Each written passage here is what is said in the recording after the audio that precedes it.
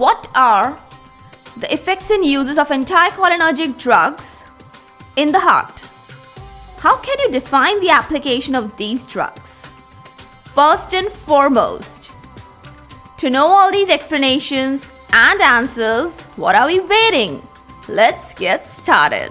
Welcome all to IS Pharmacology Difficult Podcast. I'm your host, Dr. Radhika Vijay, MBBS MD Pharmacology, and this is the audio hub to get the best, simplified basic tips, strategies, methods, and lots of ideas to learn better, understand better, and make your concepts crystal clear. If you really find, and if there's a question hovering in your minds, is pharmacology difficult? Lend me your ears for a while and let in the magic of knowledge. First and foremost, the talk will begin about the prototype drug Atropine. Now, when administered in a dose of around 0.5 milligram, the route may be intramuscular or it may be subcutaneous. Initially, what happens? What can you expect? There is a very short-lived little bradycardia, a fall in the heart rate. And what is the cause of this short-lived bradycardia? Well, the cause of the short-lived fall in heart rate is due to the blockade of the M1, yes, muscarinic receptors. Their site is presynaptic on different locations like neurons, especially the vagal neurons I'm talking about. And as far as the proximity to the ganglia is concerned, their situation is post-ganglionic. Now, when these M1 receptors, they are blocked, what happens? The sinoatrial node, it tends to release acetylcholine, and that leads to a decline in the heart rate. But what will happen if you keep on administering atropine and you don't stop it? Just imagine, more dose will block the M2 receptors on the sinoatrial node. There is an observable rise in the heart rate. And mind it, always remember, what happens here is simple blockade of the parasympathetic discharge. There is no involvement of the sympathetic tone. I repeat, there is no involvement of the sympathetic tone here.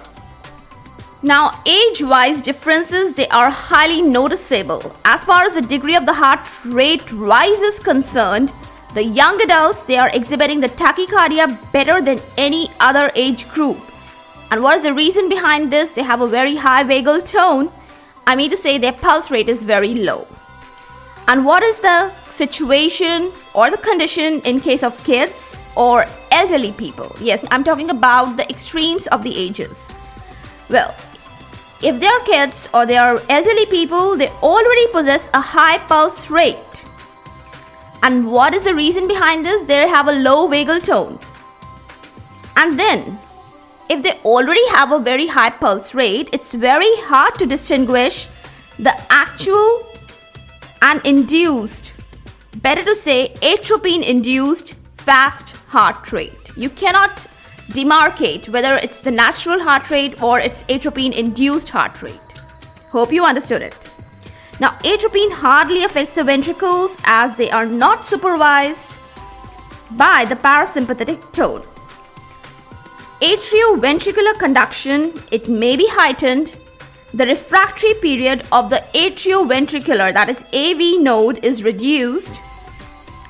Now, this point is narrated as it's of great significance in the patients who are suffering from atrial flutter or atrial fibrillation. So, this point becomes very important if the patient is a patient of atrial flutter or atrial fibrillation. Now I have a notable point. The blood vessels, they are devoid of the parasympathetic innervation. And the blood vessels, they have muscarinic receptors. I repeat, blood vessels, they are devoid of the parasympathetic innervation, but the blood vessels have muscarinic receptors. Wow, it was a nice notable point. For the same reason, the blood pressure stays unaffected by atropine. Got it? But do you remember the time when I told you that whenever cholinergic drugs are given exogenously, they lead to a rapid and short-lived hypotension. Now, this can be blocked or antagonized with the use of atropine completely. Got it? Let's move further. You might be hearing of atropine flushing. That is simply the occurrence when there high doses of atropine is given.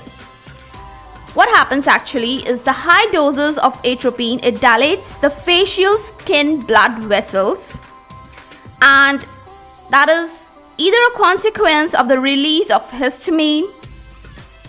Another thing I want to mark telling at this moment is that atropine leads to vasodilatation of the blood vessels, and that is a compensatory mechanism. And this compensatory mechanism in turn allows the heat radiation, and it may result in fever. But in this particular type of fever, there is no sweating. So always remember, in this fever, there is no sweating. This is especially known as the atropine-induced fever. Hope you understood. The atropine is causing the vasodilatation of the blood vessels as a sort of a compensatory mechanism, and then heat radiation is allowed. That results in a sort of a fever that is known as atropine-induced fever. And this atropine-induced fever, it is also associated with the facial flushing because there is vasodilatation of the skin blood vessels of the face also. Well-lit concept.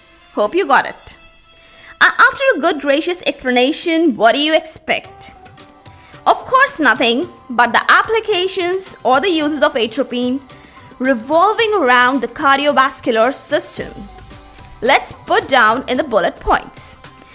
First, I want to make it very clear, it is not a detailed account, but it is still noteworthy. The first point, in conditions of asystole, when there is diminution of the reflex vagal tone in the heart, good enough atropine doses can pose some relief. Now, one bright example at this particular moment is during the cardiac catheterization when the contrast solutions, they are injected. That is one of the examples. Another one I have for you, example of this particular application. Another highly important state is of the heart block. And I'm talking about a kind of a second order heart block. Now, this kind of a heart block is quite evident in the cases of toxicity of certain drugs like digitalis. Then what happens? The atropine is very useful to abolish the intensity of the block. One more application we got, another one. Another example, in the conditions of myocardial infarction, there are concomitant states with the sinus bradycardia. Then how to use atropine or what is its application? Let's get to know. Parenteral or intravenous atropine infusion is very risky. Mind it, it's very risky, but it may be a good choice of treatment. Now is the time to give you some more chunks of knowledge regarding this point. The underlying explanation of this risky thing that I told you lies in the fact that whenever you administer parenteral or intravenous atropine, if it's a low dose, it may result in bradycardia. And if there is a bradycardia, it adds up. It accentuates the block and the great fall in the blood pressure. But that is one situation. But if there's a opposite side, that is there's a high dose, it results in tachycardia. And that leads to increased oxygen demands that may actually accentuate or add up to the infarct. So a very close monitoring is required while you are giving parenteral atropine. Neither the dose should be very high, nor it should be very low. It should be the adequate required dose. Got it? Now, that's the today's rake off as far as the atropine.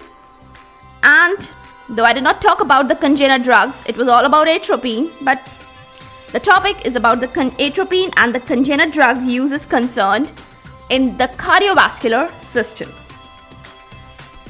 I really hope it proved to be one hunk of knowledge and information. Now, just a kind of a starter, looking forward to serve the main course, and we'll together be chewing the fat, more of fat, very soon. So, the ticking of the clock hints that it's a wrap.